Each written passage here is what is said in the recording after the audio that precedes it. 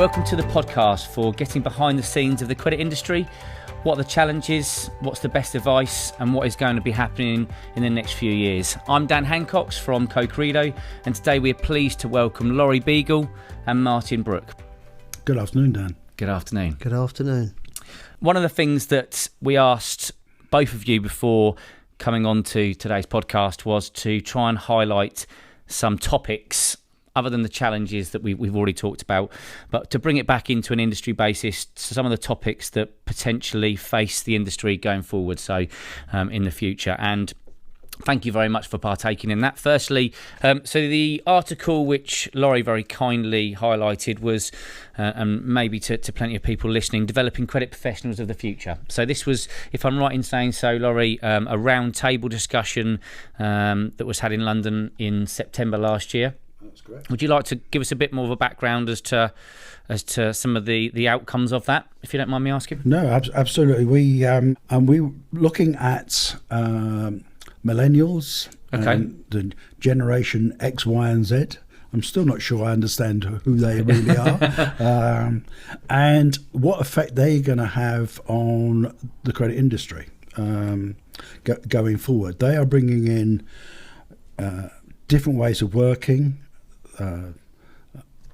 to actually sever the hand off somebody because they're holding their smartphone. The smartphone to the younger generation is the key instrument of their life. How do we actually accommodate them in the credit operation?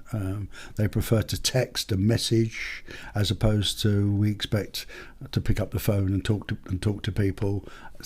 Perhaps even send emails. They don't like emails.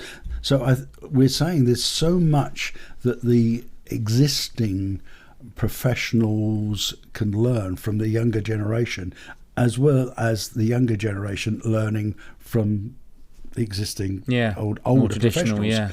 And there's a balance of both, and we haven't actually looked at it in that way before.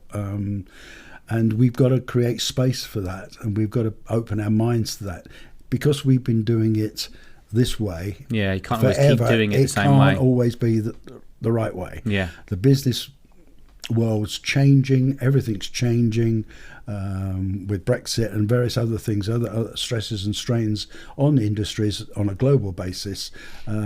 Processes and best practice need to change, and we perhaps need some of the younger generation to come through and give us some new ideas, new techniques, and that's when one of the things we're actually changing the focus a little bit on our forums as well, if you don't mind me mentioning this, is that we're bringing in more best practice sessions that actually are going to be in tune with how business is changing for the future, as opposed to just creating best practice for what it is today. I suppose it's one of the main plus points of going to forums, listening to podcasts, whatever it may be, is sharing techniques, best practice, that type of thing, and not necessarily just blinking yourself to the way that you do it and find new techniques and find new ways of doing things that may mean you get a better return. And like you say, it's not just the fact that you want to stick with the old traditional way of doing it. You can't always do everything the way you've always done it, always get the same as you always have. So I think to try and take on some new technologies, new techniques, but openly discuss that, then test them out and see what works and what doesn't. But also something may not work to some person the same as it does another. We're all different people out there at the end of the day. Well, just a couple of examples. I remember going to CICM event a couple of years ago and describing the credit industry or credit professionals as sponges.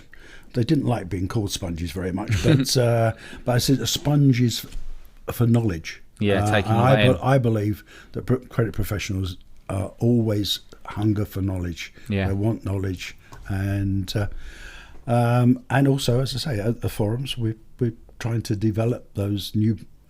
We call it best and new practice now, not just best practice, and look at where businesses are going and how we, as a credit profession, can help their businesses develop in that new world, because it is big. The world is changing for the future. So Do you think it's good for organisations to provide? One of the bits of feedback I noticed on this roundtable were the ability to have important mentoring.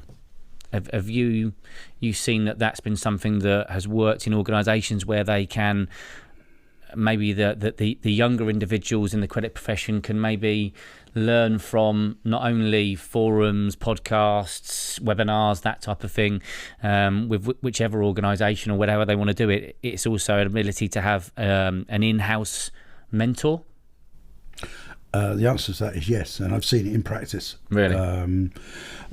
I won't mention the companies because I'll embarrass the people the people involved, but certainly two come to mind. One is in the construction materials arena, and the other one is in construction materials, and it comes in big trucks. And they have really worked hard to become and have mentors in place for their younger generation. They've also brought on apprentices as well, so they've had the best for their teams there. Which again is going back to I suppose the discussion is developing credit professionals for the future, giving them whatever they can. Yeah. Well, I do have a little bit of a concern where we still have credit professionals out there who are a little bit blinkered. Okay. In what way? They're 9 to 5 job, head down. Yeah. You need to sometimes sit back, look at the bigger picture. Yeah. Learn from other people. And our forums, even when we have cross industry, we'll get the automotive industry learning from the construction industry. Yeah, it doesn't have to be just labelled. It doesn't. It can be something similar subject, but looked at in a different way. And we do get our members saying, I never thought about that before. Yeah, just because it's never been done by their peers. Yeah. So if you can get the people away from their desks, and I know it is a time commitment.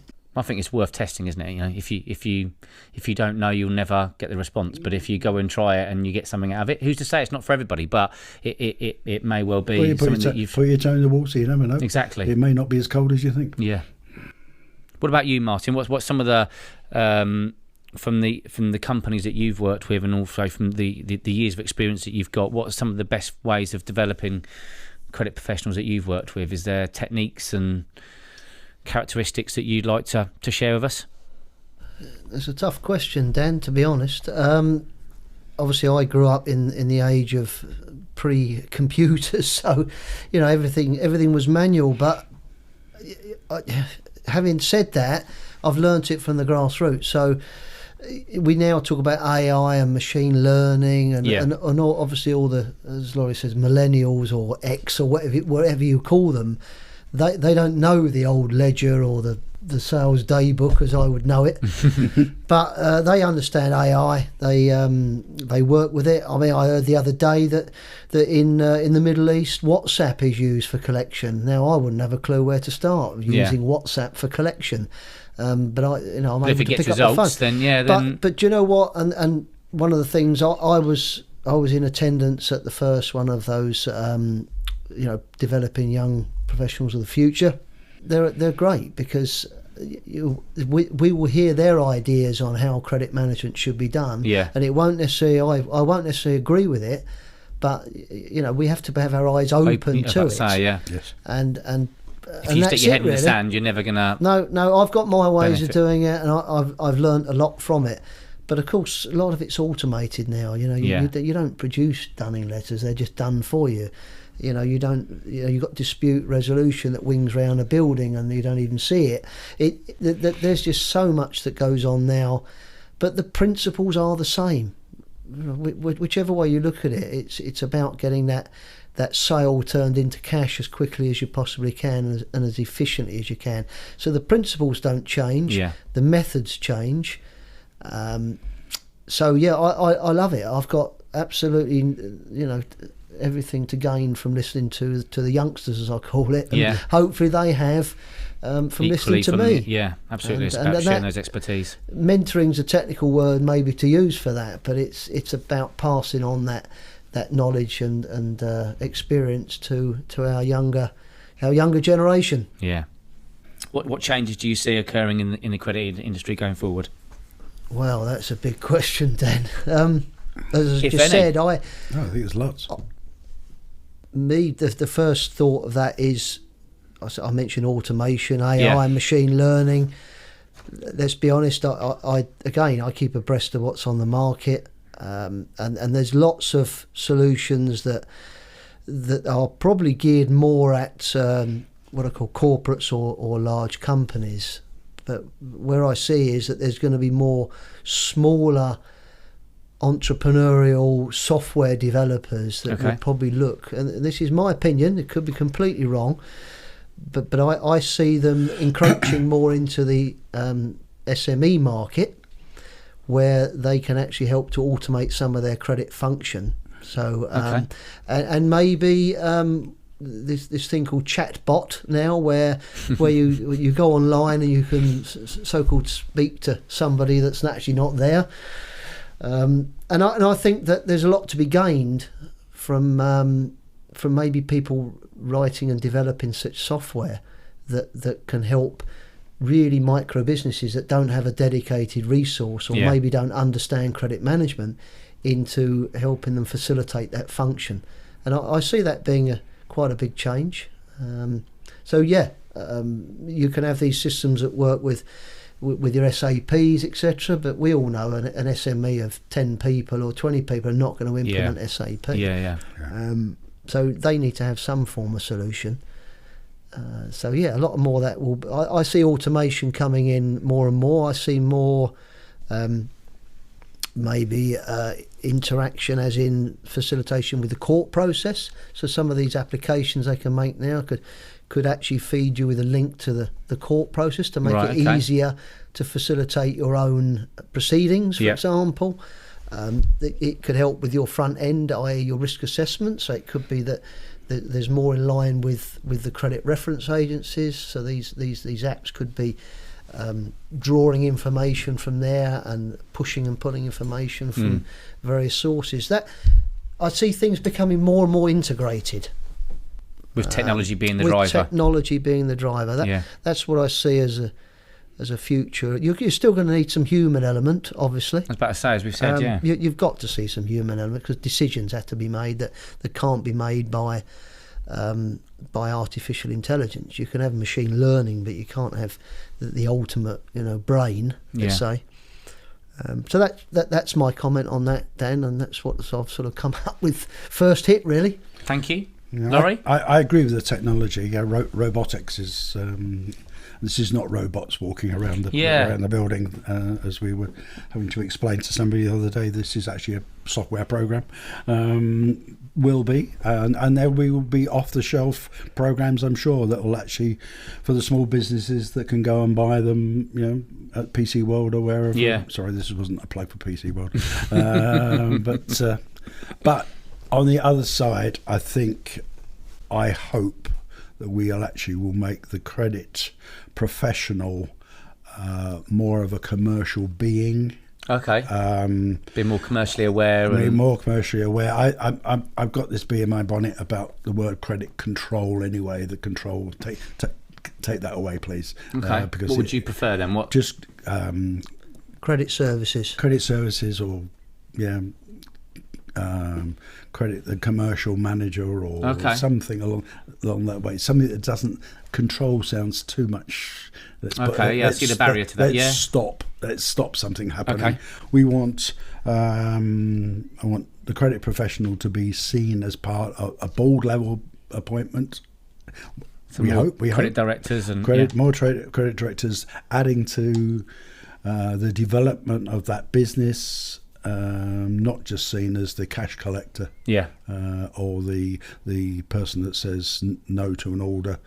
We want them to be the person that actually makes that business work and also says yes to the order. Gets involved in the sales process, perhaps, and from end to end. So we're getting there, and a lot of businesses are making that happen today. I think there's still a lot more we can do in that way.